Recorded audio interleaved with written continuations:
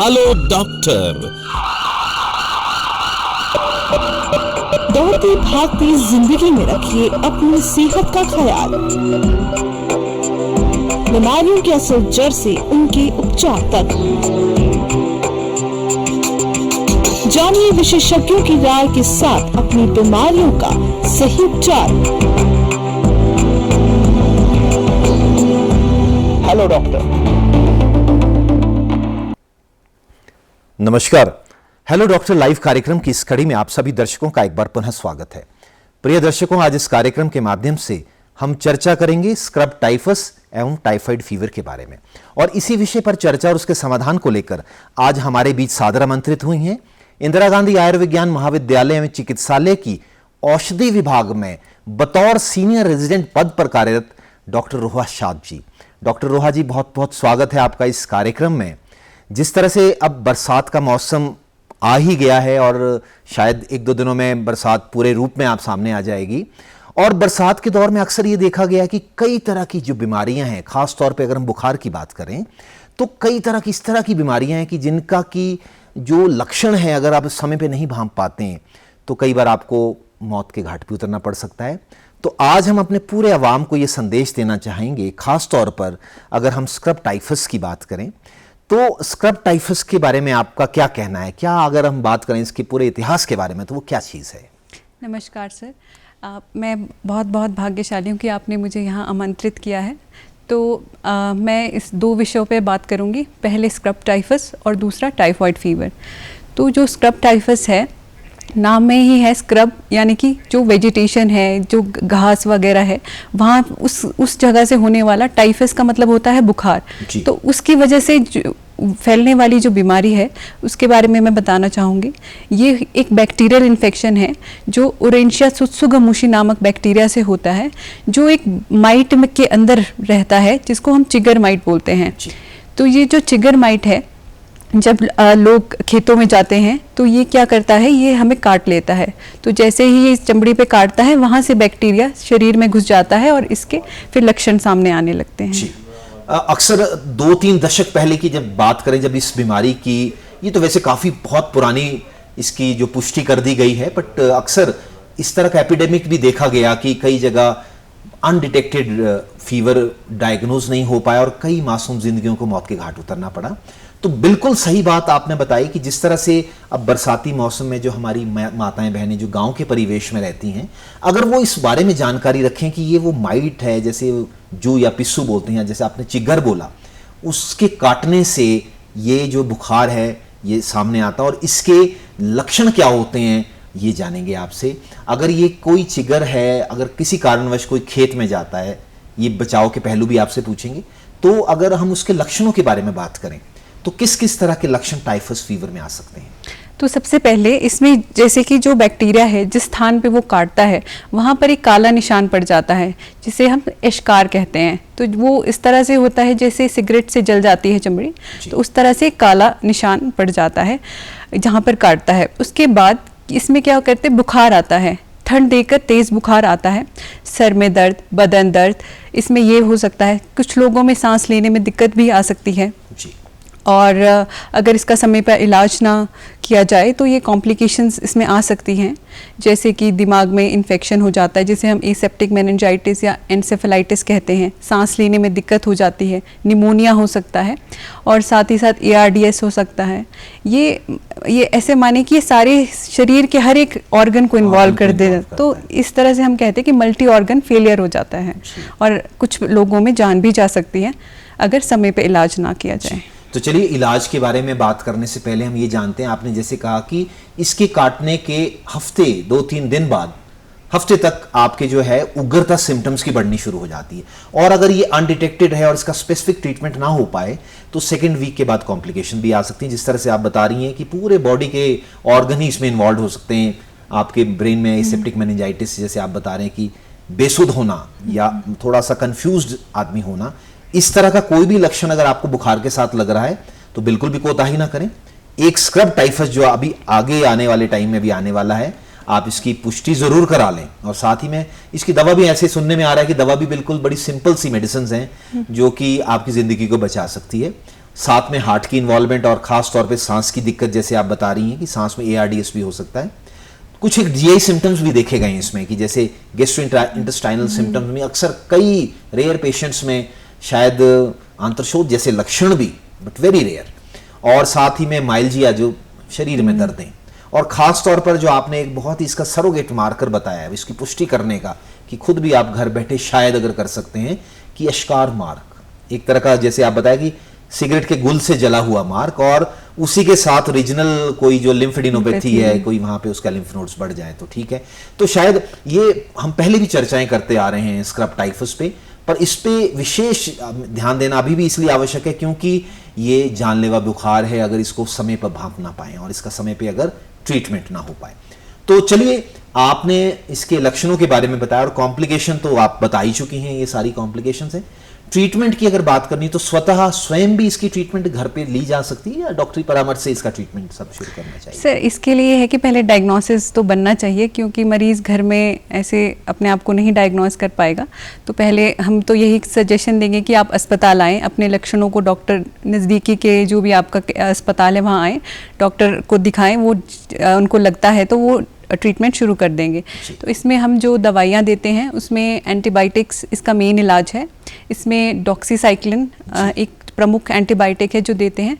बाकी जो बच्चे हैं और गर्भवती महिलाएं हैं उनमें हम एजिथ्रोमाइसिन भी देते हैं, और अन्य दवाइयाँ भी हैं, रिफैम्पिसिन, क्लोरामफेनिकॉल। तो इसमें घबराने की कोई बात नहीं है। अगर तुरंत ही मरीज़ आ जाए और दवाई शुरू कर ले तो 48 घंटों के अंदर ही मरीज़ बेहतर होने लगता है, और जो भी मैंने कॉम्प्लिकेशंस बताई हैं उनसे बचाव हो सकता है और जान भी बच जाती है। जी। तो डॉक्टर रोहा जी, अब जिस तरह से हमारी माताएं बहनें जो गांव के परिवेश में और अक्सर ये जो बुखार है ये ऐसी जगह ही देखा गया कि जो घास वाली जगह है, जहाँ श्रब्स हैं और थोड़ी सी जो मॉइस्ट जगह हैं, इस तरह में शहरों के बनिस्बत गाँव में इसकी उग्रता ज़्यादा है, और गांव में ही इसकी जो कॉम्प्लिकेशन वो भी ज़्यादा है क्योंकि लोग थोड़ी कोताही भी करते हैं।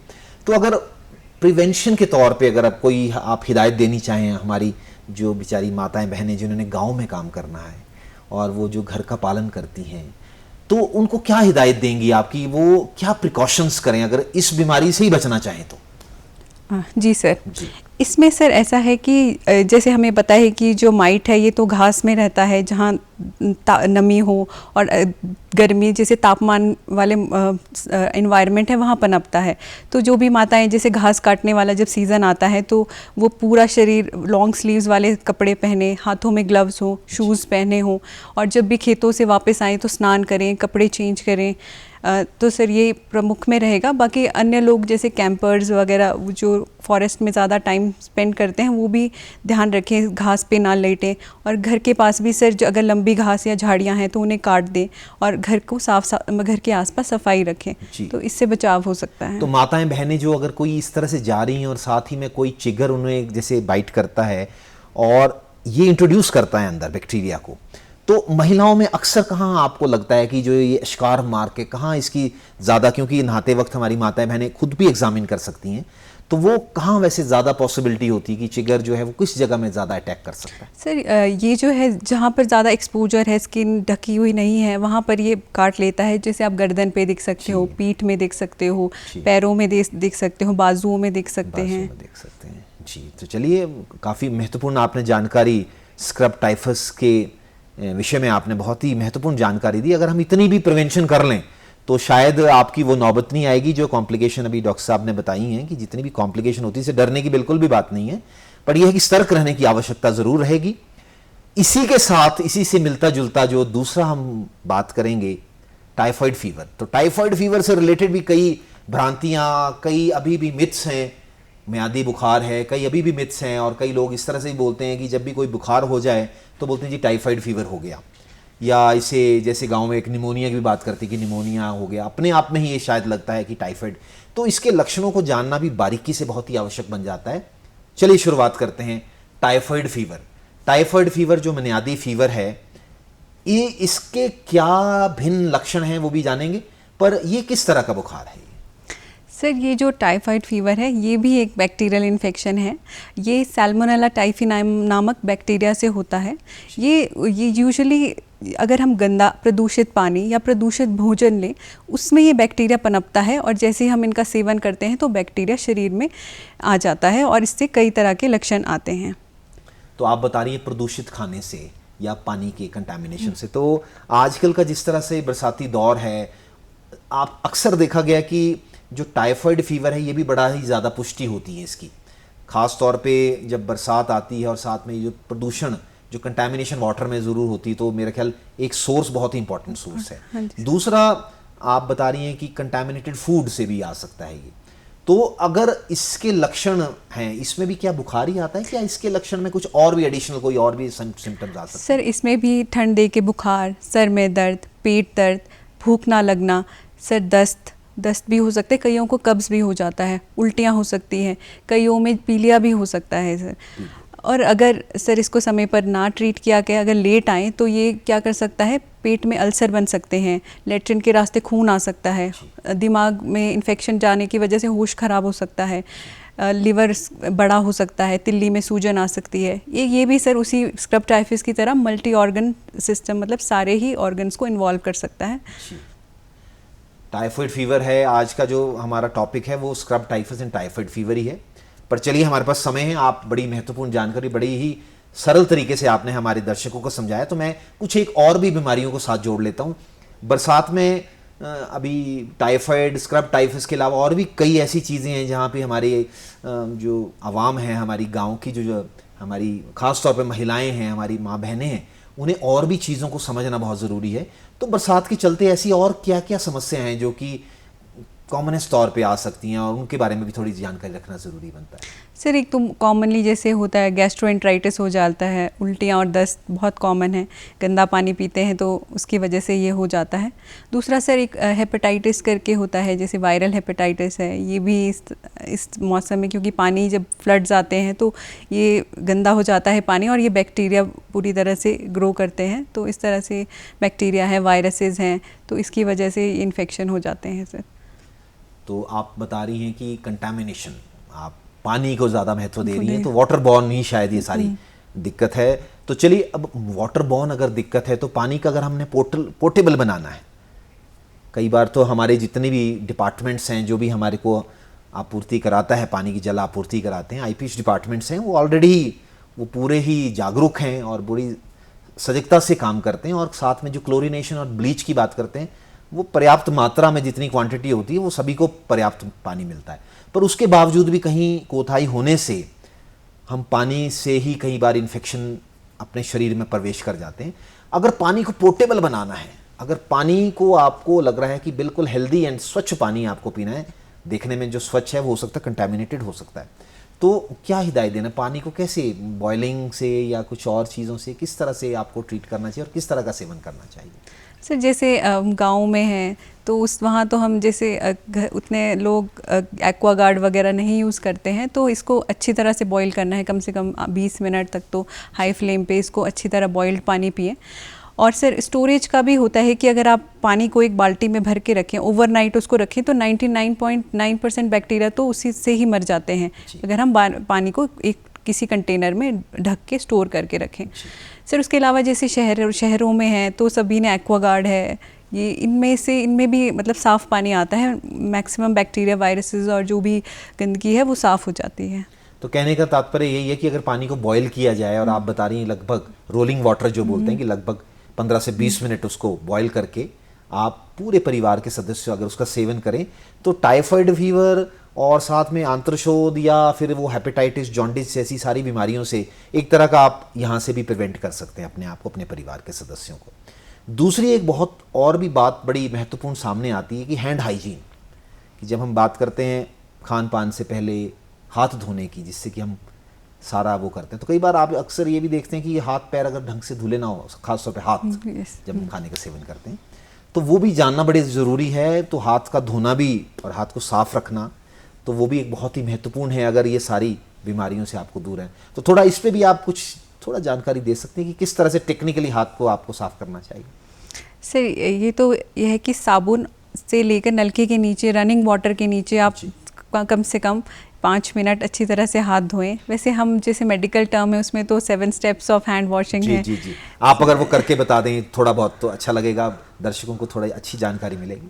जी ज़रूर सर। तो इसमें है कि पहले अप्रोप्रिएट मतलब साबुन लें या हैंड वॉश आप पूर्ण मात्रा में लें।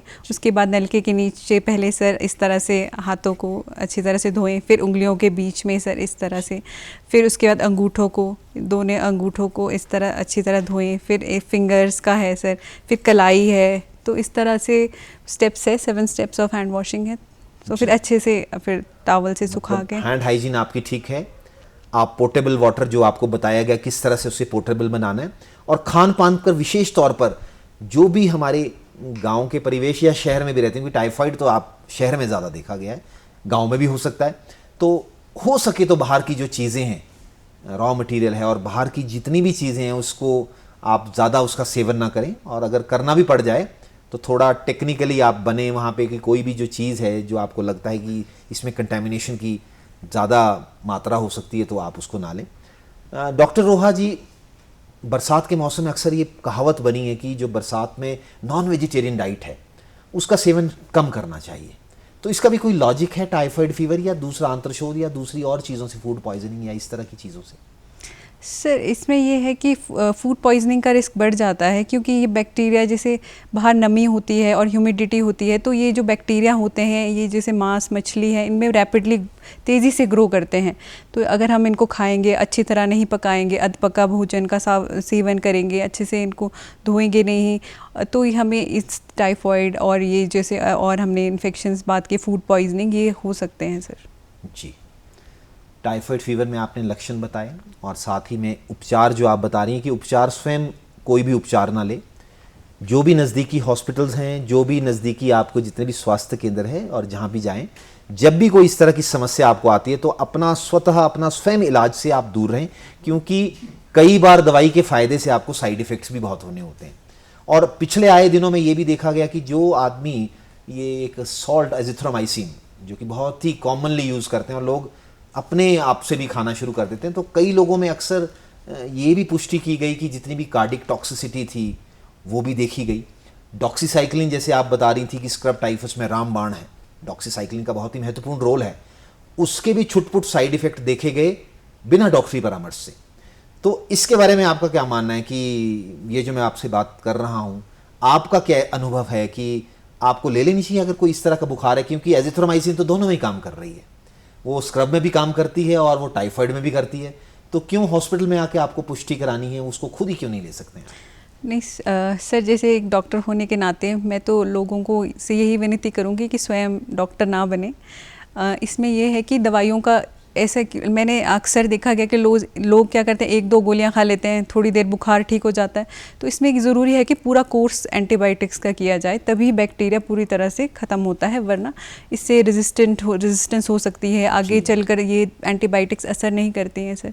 तो लोगों से तो मेरी यही विनती है कि स्वयं इलाज ना करें, हॉस्पिटल आएँ, हम बैठे हैं उनकी सेवा के लिए। बहुत ही इम्पॉर्टेंट आपने बात की कि ड्रग रेजिस्टेंस, जो हम अनएथिकली ड्रग्स यूज़ करते हैं और बिना डॉक्टरी परामर्श से, कई बार हम गूगल पे भी सर्च कर लेते हैं, तो गूगल डॉक्टर भी कई बार कंफ्यूज करता है। एक डॉक्टर आपकी पुष्टि करेगा, आपके लक्षणों को भांपेगा, इन्वेस्टिगेशन की अगर आपको आवश्यकता है तो कराएगा, और अगर आपको ट्रीटमेंट की आवश्यकता है तो आपको स्पेसिफिक ट्रीटमेंट देगा, पूरा मॉनिटरिंग के साथ कि अगर कोई लक्षण अगर इस तरह के होते हैं तो वो डॉक्टर ही भांप सकता है कि ये ड्रग के साइड इफेक्ट हुए या कुछ हुए। आपने बताया मल्टी ड्रग रेजिस्टेंट, और इस तरह की भी पुष्टियां कई बार देखा गया है कि जो बिगड़ा हुआ टाइफाइड बिगड़ गया गांव में, एक इस तरह की बात की जाती है। तो ये टाइफाइड बिगड़ने का मतलब यही है कि वो अपने आप से दवाई ली या मल्टीपल दवाई ली या उसका कोर्स पूरा नहीं किया या उसको बीच में ही छोड़ दिया। तो जो multi drug resistant typhoid fever है, जो कि बार बार टाइफाइड होता है किसी को, कि भाई हर साल टाइफाइड होता ही होता है, तो आप इसका खंडन करती हैं, इसकी पुष्टि करती हैं? सर ये टाइफाइड में ये चीज़ है कि कुछ एक कैरियर स्टेट भी होती है, मतलब अगर पूरी तरह से कोई पेशेंट इलाज ना करे तो बैक्टीरिया क्या करता है, इनएक्टिव स्टेज में शरीर में रहता है, पूरी तरह से ख़त्म नहीं होता, और जैसे ही ये क्या करता है, आगे जाके दोबारा से एक्टिव भी हो सकता है, और ये जो कैरियर होते हैं ये और लोगों को भी डिज़ीज़ को फैलाते हैं। तो sir MDR multi drug resistance typhoid मतलब अब तो काफ़ी चैलेंजिंग है ट्रीट करना हमारे लिए भी, क्योंकि इसके केसेस बढ़ रहे हैं और लोग हमने देखे हैं एडमिट होते हुए काफ़ी कॉम्प्लिकेशंस के साथ आ रहे हैं। जी, मल्टी ड्रग रेजिस्टेंस टाइफाइड के लिए आपने सच में ही बताया कि बहुत ही कॉम्प्लिकेशंस हैं और कॉम्प्लिकेटेड है इसे ट्रीट करना। और जो कॉम्प्लिकेशन की बात करें हम, जैसे टाइफाइड की, ये भी जानलेवा कॉम्प्लिकेशंस हो सकती हैं। और ख़ास तौर पे जो दूसरा हफ्ता है उसमें जो आप टाइफाइड की कॉम्प्लिकेशंस हैं, अगर वो उस तरह की भी कॉम्प्लिकेशन हो, उस दौरान भी अगर हॉस्पिटल में कई बार वो ऐसे मरीज़ को लेके आ जाएं, तब भी संभावना रहती है कि उस मरीज़ को बचाया जा सकता है। तो ऐसे वो क्या क्या लक्षण हैं जो सेकेंड वीक में, या कॉम्प्लिकेटेड टाइफाइड फीवर, वो जानना भी ज़रूरी है। जी सर, टाइफॉइड की कॉम्प्लिकेशंस में सर इसमें एनसेफेलाइटिस मतलब दिमाग में इन्फेक्शन चला जाता है, हार्ट में प्रॉब्लम आ सकती है जिसे हम मायोकार्डाइटिस कहते हैं। उसके अलावा सर लिवर में अल्सर जो हमारे इंटेस्टाइन्स हैं जिनको हम आंत बोलते हैं, वहाँ अल्सर बन सकते हैं, वहाँ से ब्लीडिंग हो सकती है।